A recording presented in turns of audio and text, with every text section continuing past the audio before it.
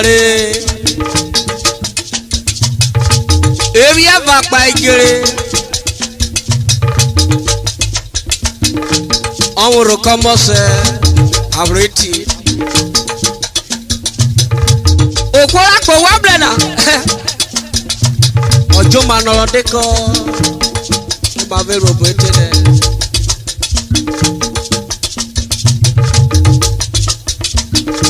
Ogene juwere numero totakako. Emori nyotala sefoni oko voboteria.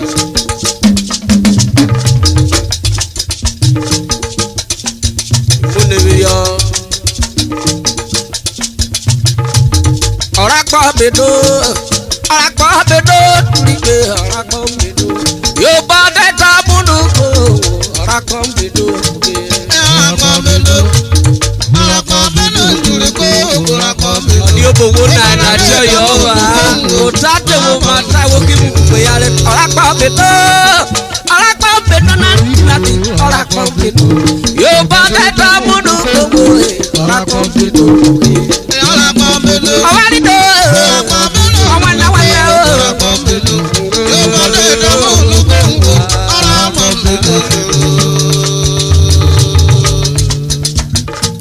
Otio yoba emboru roboro beko yoyo ko aba Mr. and Mrs.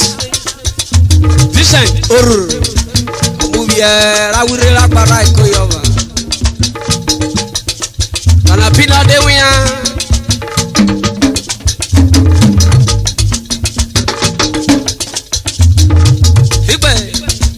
Wakobilo ero tebe beko Omo wave omo melo tete alias Feel good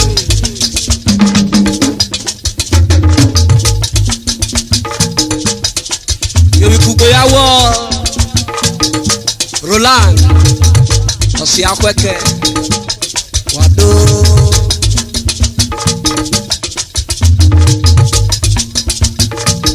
Orakpa bedo turibe orakpa bedo. Yo bade tabunuko orakpa bedo. Orakpa bedo. Yari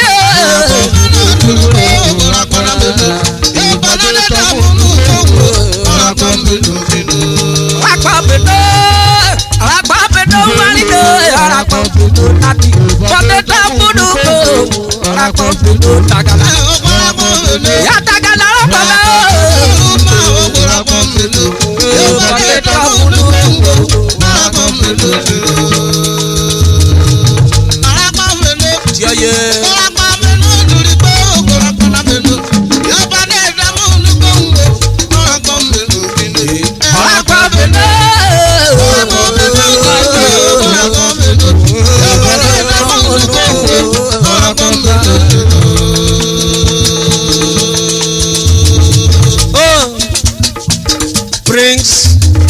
Felix Obugo Usepelo cheti ope wakobiro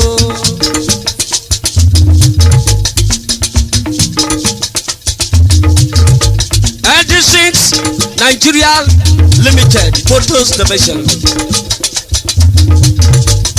Transporter Import and export sales and service of all kinds of motor electrical installation and general contractor Akobiro Ekoyoba Odagwali moto fo maru awode kansari moto edc Imbo welcome daddy Akobiro Oyo wiki solo you work as in oye Papa Daniel God bless you Erico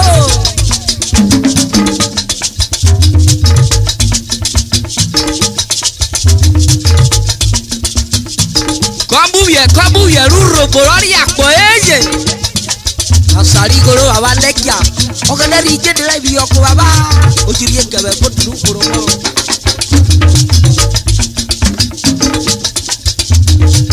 Then this is a special prayer from Prince Nam Oruma Nati Organization. God bless everybody. Muneme otane moro bori akora kuma. Your Nara village station never dry.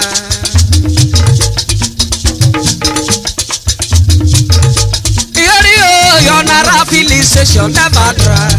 Yasali go adeka ogadari gendiro yokawe. Your Nara village station never dry.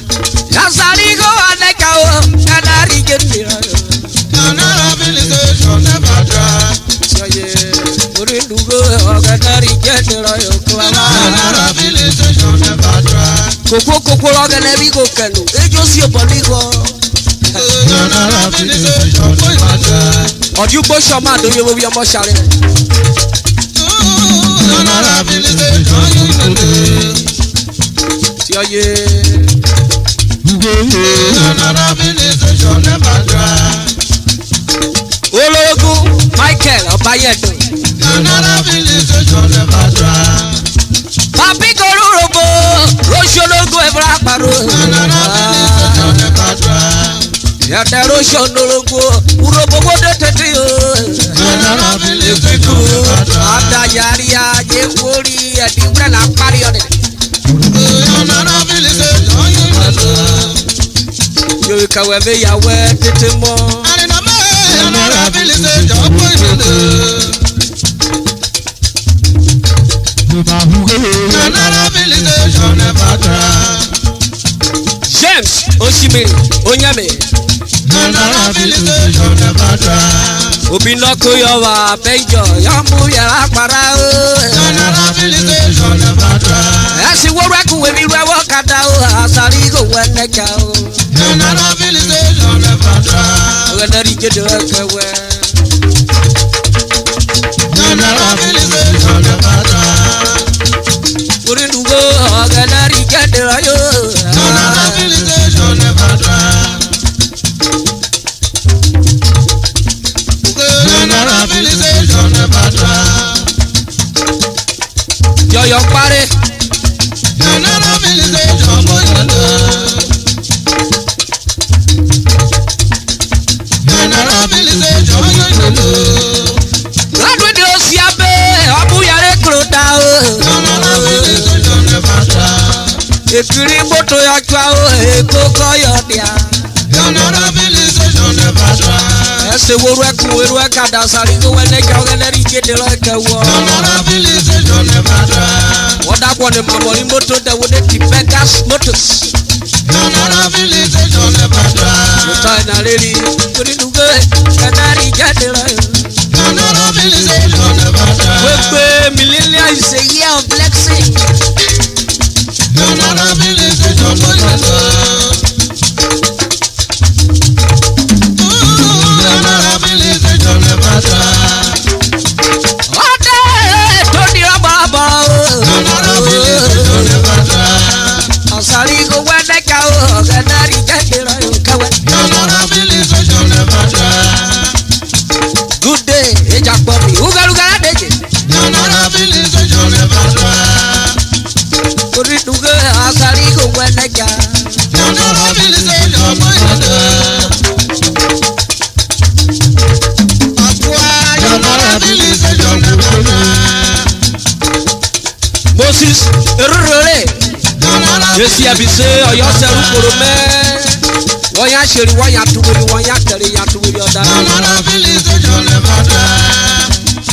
Put it to go, Asari go when they go, Daddy. Your Nara village station never dry. Asari go when they go, Daddy, get me, Daddy. Your Nara village station never dry. Kata yo mafano share kano bage, Daddy. Your Nara village station never dry. Your Nara village station never dry. Yebu ya robo, liwa seki koko. Your Nara village station never dry. Uri duge, asaru wonure urobo. Your Nara village station never dry. Galari kete lako baba. Your Nara village station never dry. Uko kora po unity o, galari kete baba. Your Nara village station never dry. Okwari the social club of Nigeria, galari kete lako Your yoro. Nara village station never dry. Committee of Friends.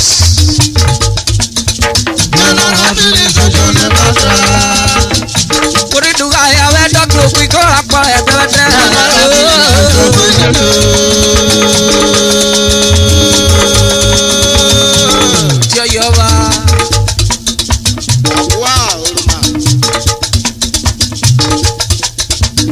Oruma da kwa di tira we mle no le ne wa ko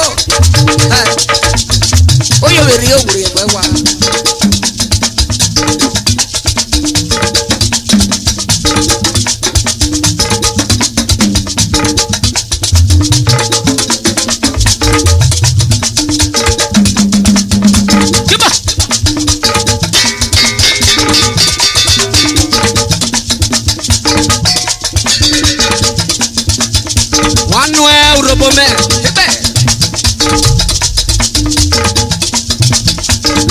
Oh, because in Nigeria Enterprise, Mercedes dealer, Wele Yawa opposite Agbara Junction. It is a real Mercedes spare parts. You want a genuine Mercedes pass? Locate because in Nigeria Enterprise. Remember you right weather. Oruru wado. Ade yeruko kori you ICF. Wokoye. Ologu oni suru akokile de ye. Prince, that's power emo kokore. Makokiro. Joseph Ogolo. Alias Orogwonu gume adejiyere.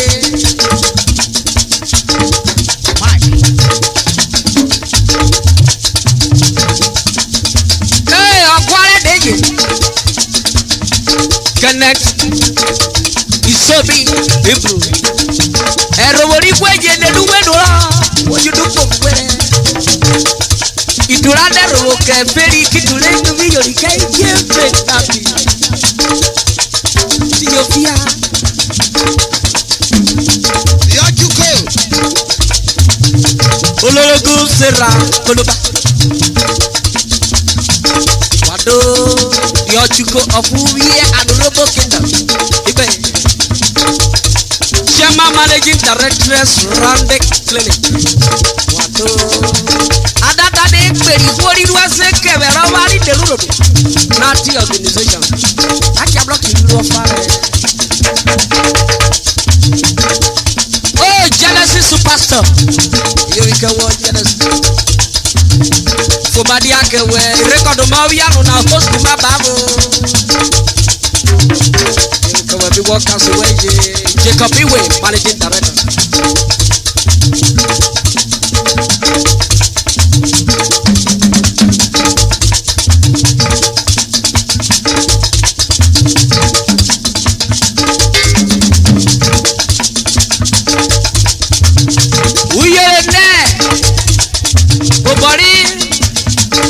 Mr. President Mukoro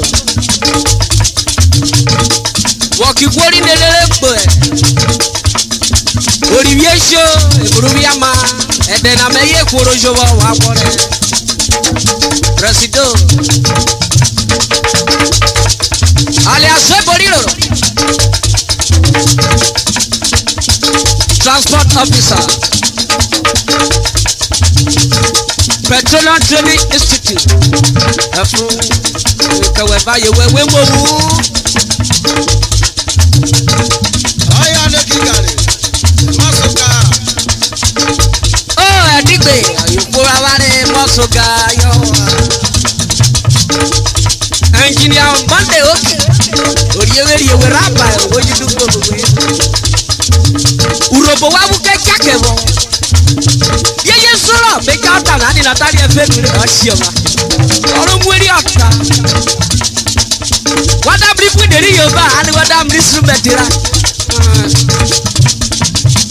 Ade biko ani wode teti Awari de mwe na wo kwore burobo na kaja ware Ise lenure Ugwala na wangi dirwe na urobo wabu keka kaware biko Medawe na kworo ipe patuo Asile luka bude jobo linkuru le Instrument na asi ururo Ideche tutu Odia chekwene. Enwuna. Oh, Prince Cassidium. Wizardry the video service. Number 2 commercial and happening. Pefa. Ite borua kokide betawo.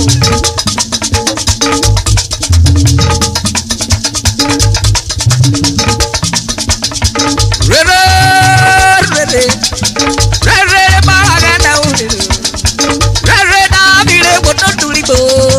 Ya bubu terba kakodori.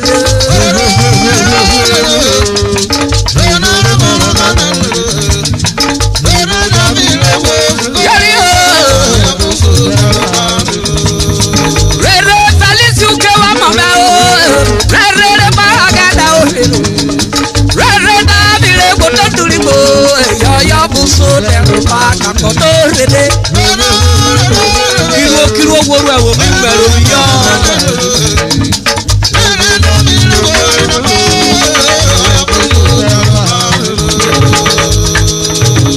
We be go. Gidi be traza. Ori robo ka beta. Ani gidi nje mu e.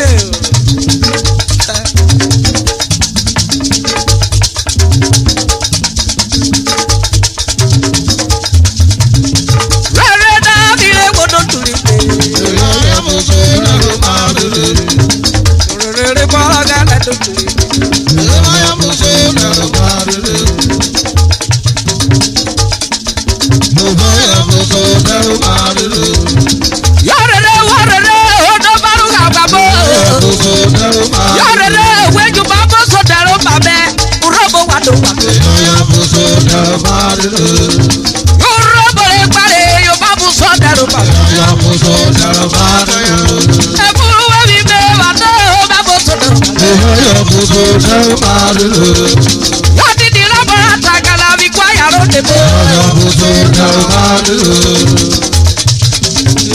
You want to worry about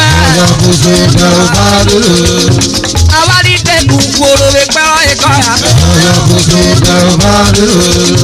You want to worry on a walk for so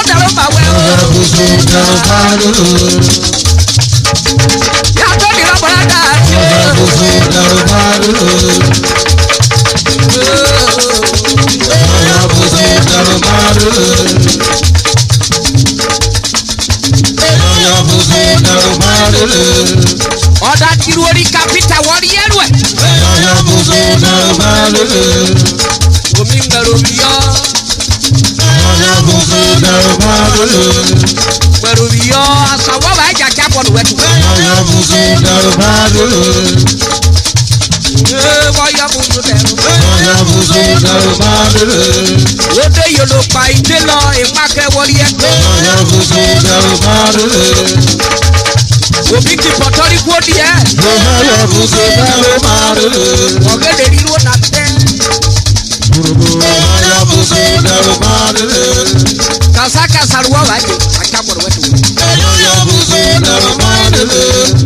Ikwa ya bejo bio ariru ariru. Kuriduga e buga ye. Ode osigidi. Arro e oporupa.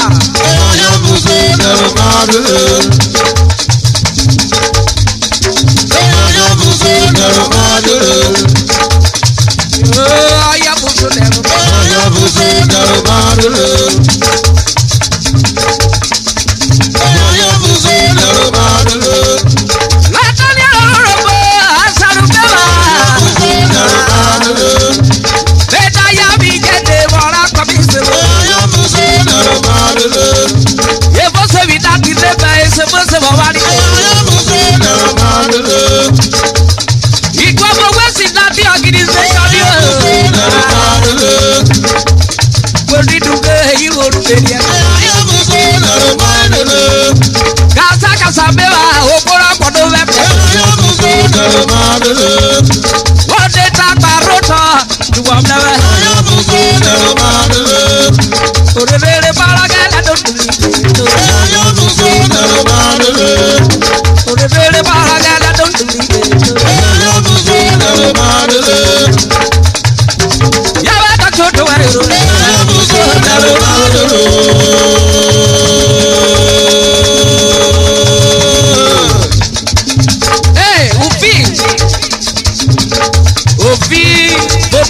ye. Ìṣọ́ṣì robo yoru ẹ̀ bùrẹ́ mẹ́ paru kété.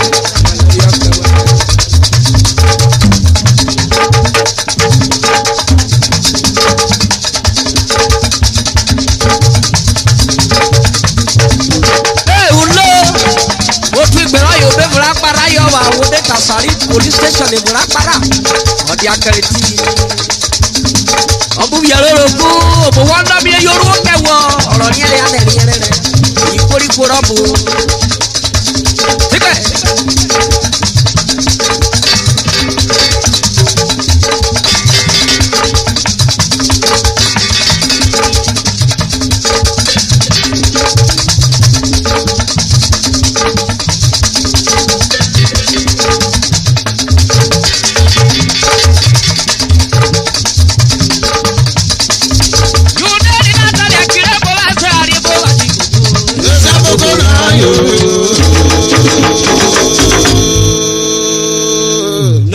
Organization.